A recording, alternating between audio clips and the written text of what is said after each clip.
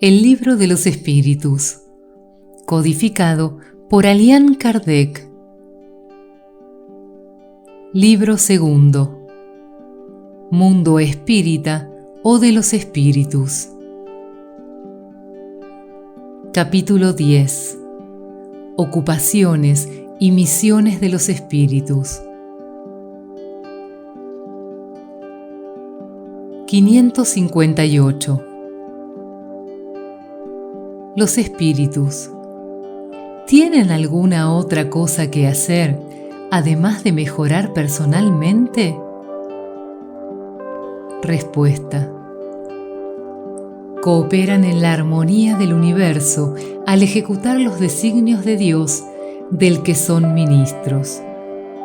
La vida espírita es una ocupación ininterrumpida, pero no es penosa como la de la tierra, porque en aquella no existen el cansancio corporal ni las angustias de la necesidad. 559. Los espíritus inferiores e imperfectos, ¿desempeñan también un papel útil en el universo? Respuesta. Todos tienen deberes que cumplir. ¿Acaso el último de los albañiles no coopera en la construcción del edificio tanto como el arquitecto? 560. ¿Cada espíritu tiene atribuciones especiales? Respuesta. Lo cierto es que cada uno de nosotros debe vivir en todas partes y adquirir el conocimiento de todas las cosas, presidiendo sucesivamente los diversos proyectos del universo. No obstante, tal como se ha dicho en el Eclesiastés, hay un tiempo para todo. Así, este espíritu cumple hoy su destino en este mundo. Aquel lo cumplirá o ya lo cumplió en otra época, en la tierra, el agua, el aire, etc. Ampliación de concepto. Eclesiastés, capítulo 3, versículo 1. 561. Las funciones que desempeñan los espíritus en el orden de las cosas, ¿son permanentes para cada uno de ellos y se hallan dentro de las atribuciones exclusivas de determinadas clases? Respuesta. Todos deben recorrer los diferentes grados de la escala para perfeccionarse. Dios, que es justo, no ha querido dar a algunos la ciencia sin trabajo, mientras que otros solo la conquistan con esfuerzo. Nota de Allan Kardec. Del mismo modo, entre los hombres, nadie llega al grado supremo de habilidad en algún arte sin haber obtenido antes los conocimientos necesarios en la práctica de los pormenores de ese arte.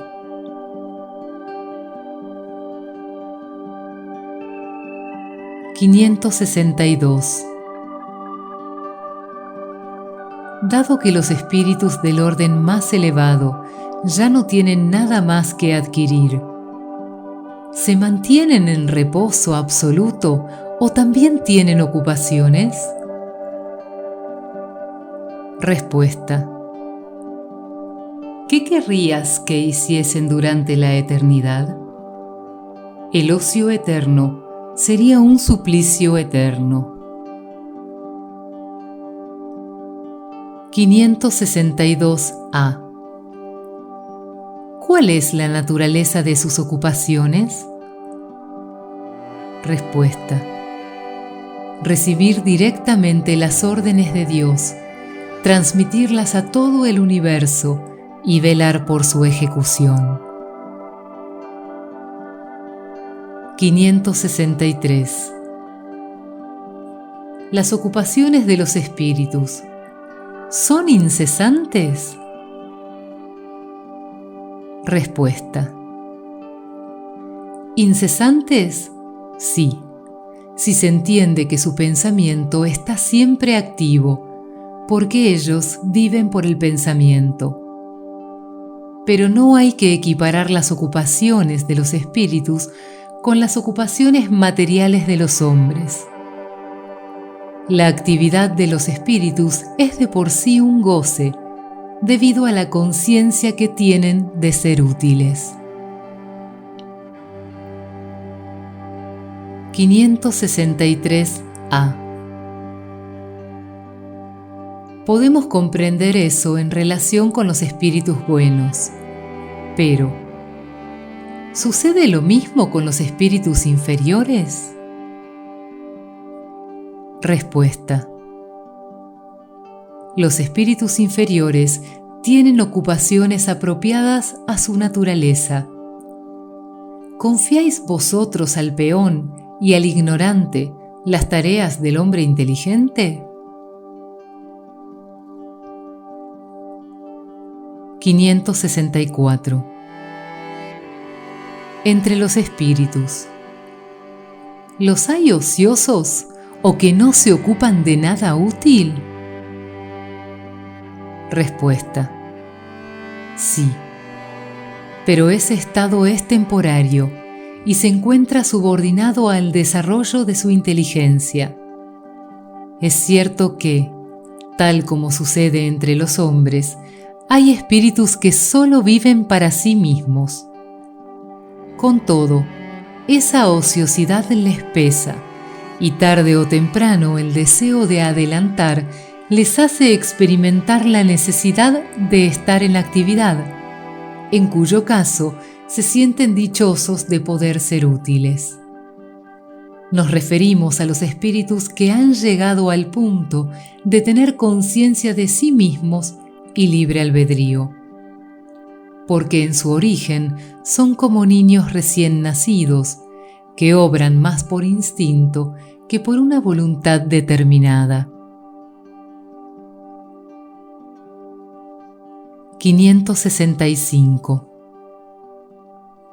Los espíritus ¿examinan nuestros trabajos artísticos y se interesan por ellos? Respuesta. Examinan lo que puede probar la elevación de los espíritus y su progreso.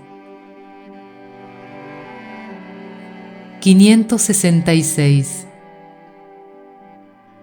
Un espíritu que en la tierra se dedicó a una especialidad, un pintor o un arquitecto, por ejemplo, ¿se interesa preferentemente por los trabajos que fueron objeto de su predilección durante su vida?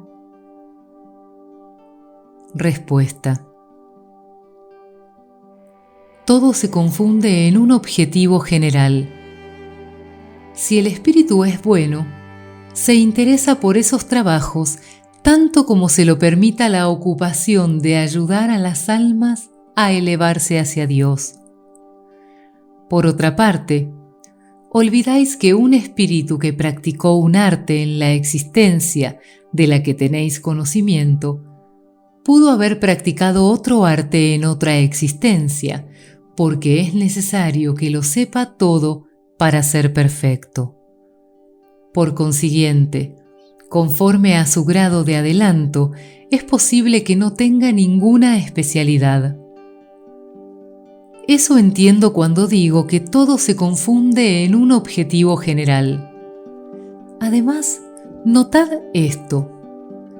Lo que es sublime para vosotros en vuestro mundo atrasado no es sino una puerilidad en los mundos más adelantados. ¿Cómo queréis que los espíritus que habitan en esos mundos, donde existen artes desconocidas para vosotros, admiren lo que para ellos es solo la obra de un aprendiz?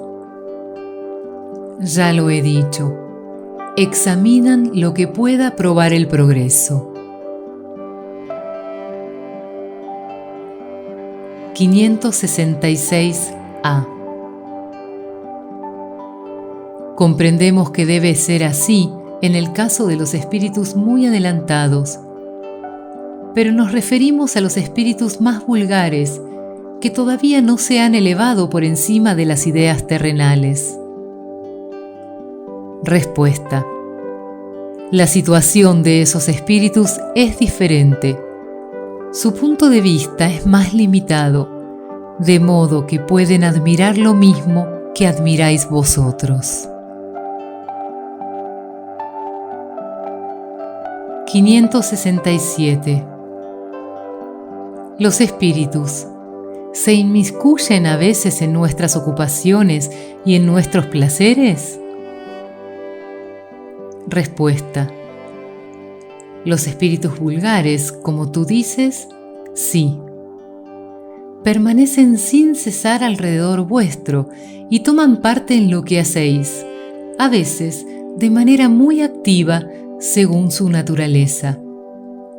Eso es necesario para impulsar a los hombres en los diferentes caminos de la vida y estimular o moderar sus pasiones. Nota de Allan Kardec. Los espíritus se ocupan de las cosas de este mundo conforme a su elevación o su inferioridad.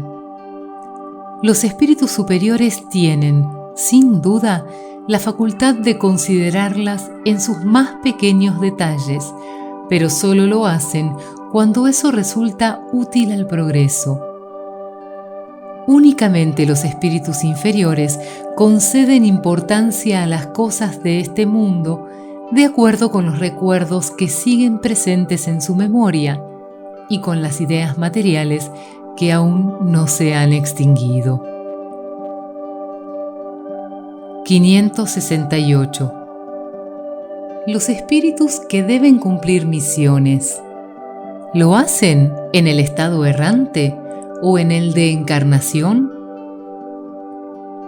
Respuesta: pueden cumplirlas en ambos estados.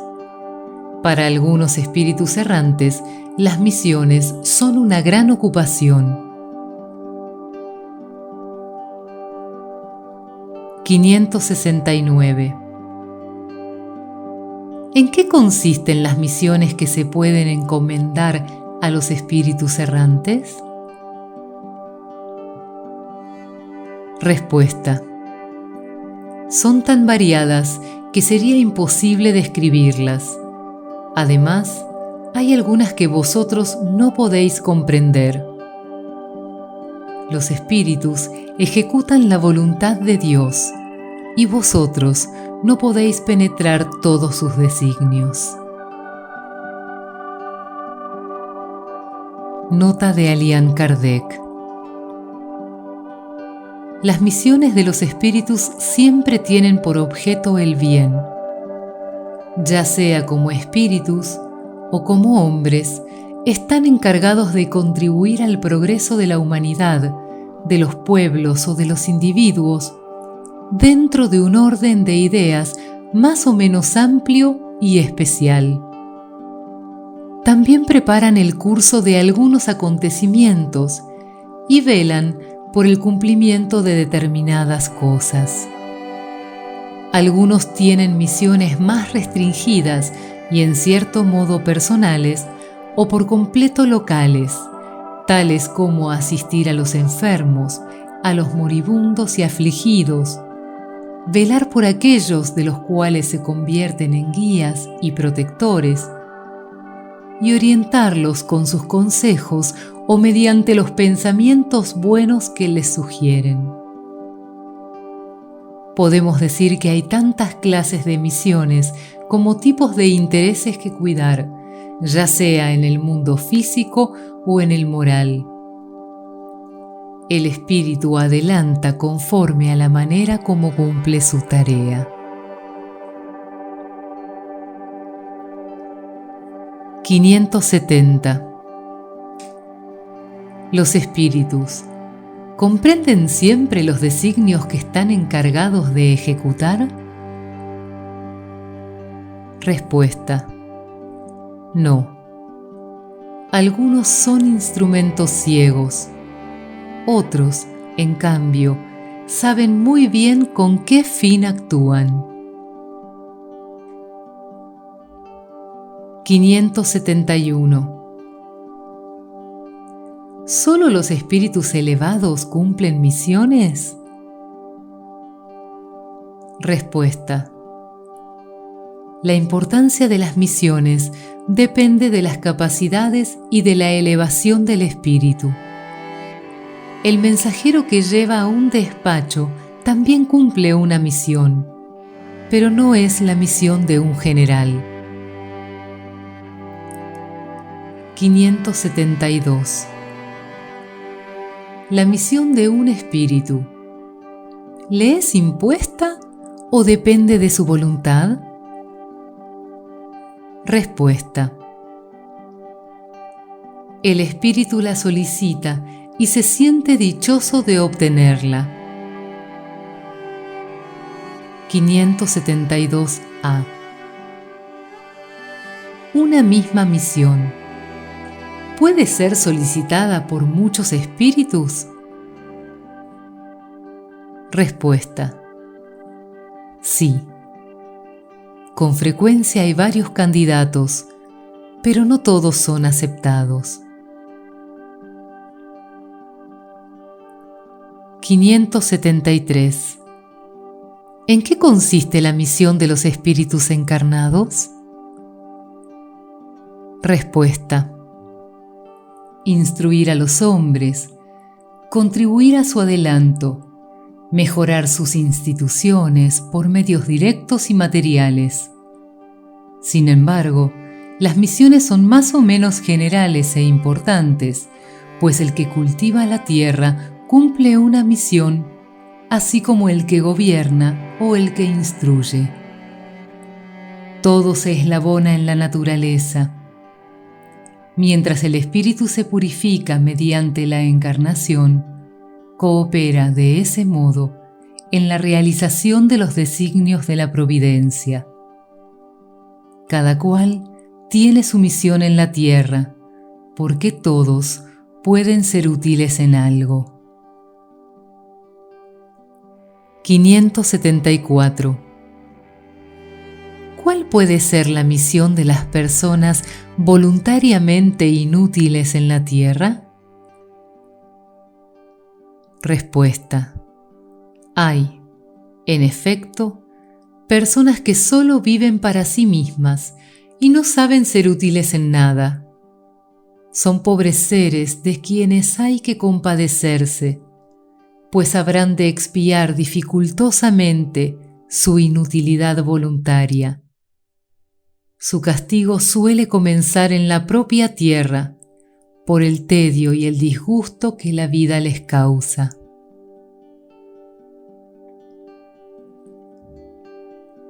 574a.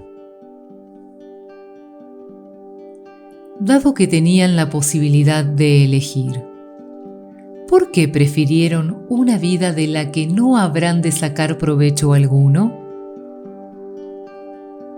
Respuesta: entre los espíritus los hay también perezosos, que retroceden ante la posibilidad de una vida de trabajo. Dios los deja hacer.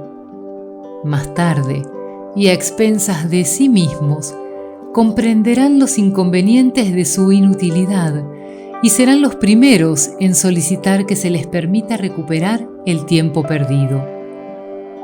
También puede ser que hayan elegido una vida más útil, pero al poner manos a la obra retrocedieron y se dejaron llevar por las sugestiones de los espíritus que los incitaban a permanecer en la ociosidad. 575. Las ocupaciones comunes más nos parecen deberes que misiones propiamente dichas. La misión, según el sentido que se le atribuye a esta palabra, tiene un carácter de importancia menos exclusiva y sobre todo menos personal. Desde ese punto de vista, ¿Cómo se puede reconocer cuando un hombre tiene realmente una misión en este mundo? Respuesta: por las grandes cosas que realiza, por los progresos que sus semejantes logran con su ayuda. 576. Los hombres que tienen una misión importante, ¿estaban predestinados a ella antes de su nacimiento? Además, ¿tienen conocimiento de dicha misión? Respuesta: a veces sí, pero casi siempre lo ignoran. Cuando van a la tierra, apenas tienen un vago objetivo. Su misión se diseña después de su nacimiento y de acuerdo con las circunstancias. Dios los impulsa hacia el camino en el que deben cumplir sus designios. 577. Cuando un hombre hace algo útil, ¿lo hace siempre en virtud de una misión anterior y predestinada? ¿O por el contrario, puede recibir una misión que no estaba prevista? Respuesta: no todo lo que hace un hombre es el resultado de una misión predestinada. A menudo, él es el instrumento del que un espíritu se sirve para ejecutar algo que considera útil. Por ejemplo, un espíritu piensa que sería bueno escribir un libro que él mismo escribiría si estuviera encarnado. Busca, pues, al escritor más apto para comprender su pensamiento y transmitirlo. Le da la idea del libro y lo dirige en su ejecución. En este caso, el hombre no fue a la tierra con la misión de escribir esa obra. Lo mismo sucede con determinados trabajos artísticos o descubrimientos. Hay que decir, además, que mientras su cuerpo duerme, el espíritu encarnado se comunica directamente con el espíritu errante y ambos se ponen de acuerdo para ejecutar la obra. 578. El espíritu ¿puede fracasar en su misión por su propia culpa? Respuesta: sí, en caso de que no sea un espíritu superior. 578a. ¿Cuáles son para él las consecuencias de ese fracaso?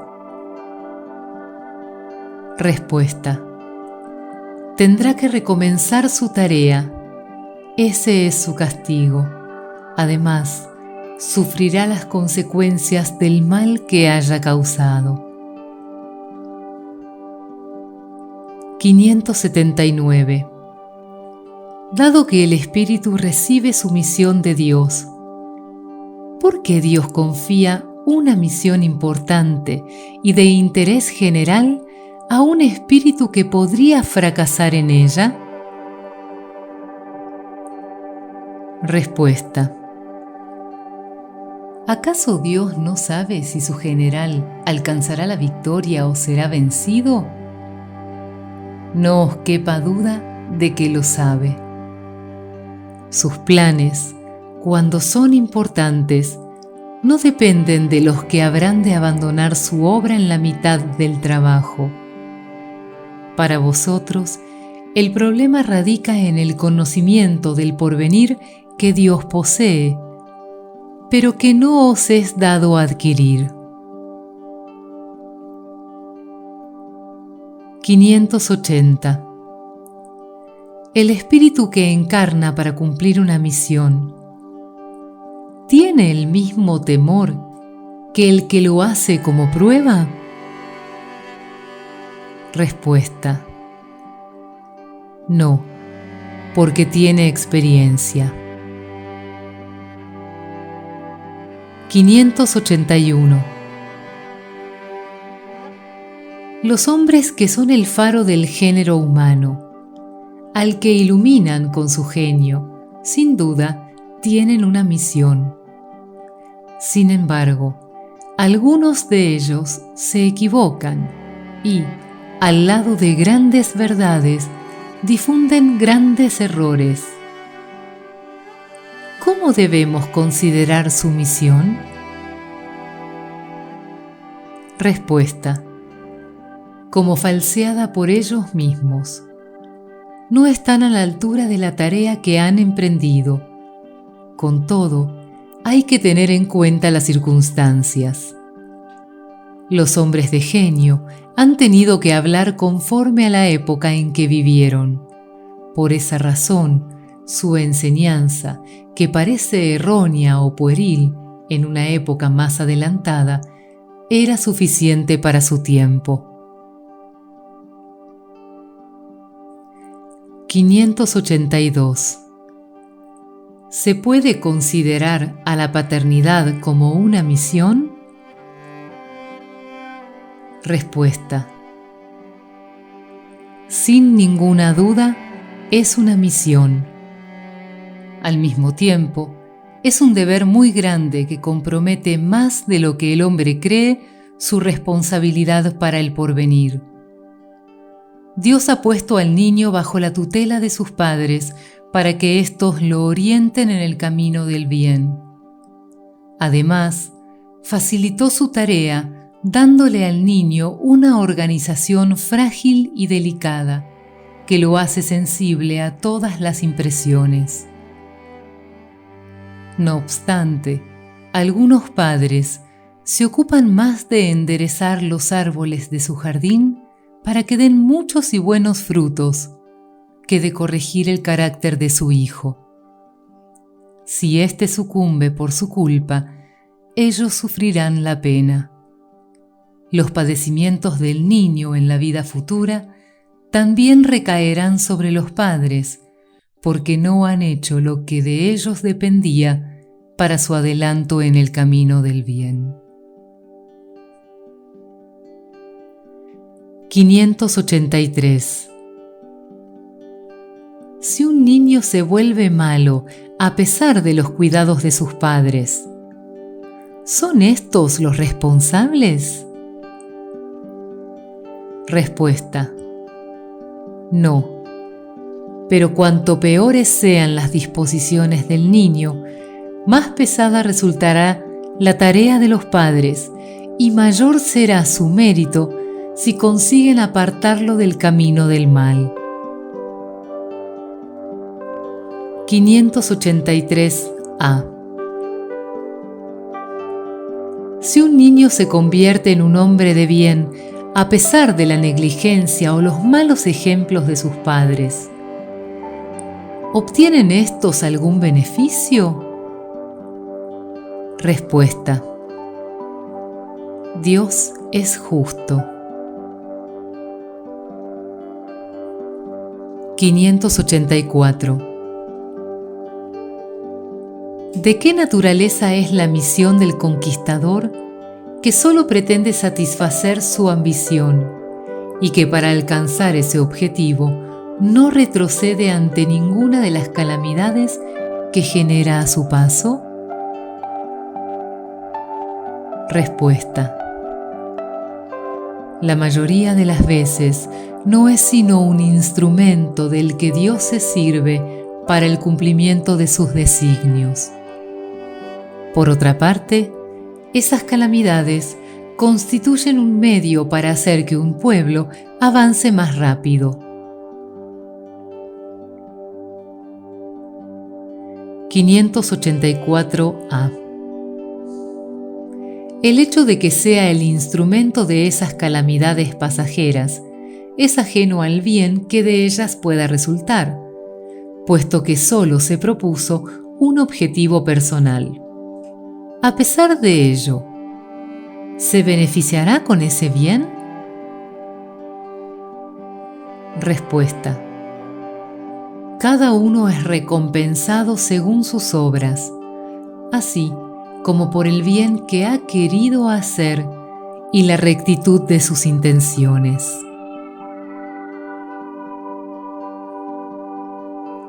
Nota de Allan Kardec.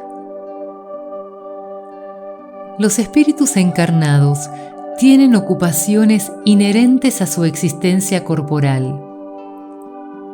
En el estado errante o de desmaterialización, esas ocupaciones son proporcionales a su grado de adelanto. Algunos recorren los mundos, se instruyen y se preparan para una nueva encarnación. Otros, más adelantados, se ocupan del progreso. Son los que dirigen los acontecimientos y sugieren pensamientos propicios para lograrlo. Asisten a los hombres de genio que cooperan en el adelanto de la humanidad. Otros encarnan con una misión de progreso.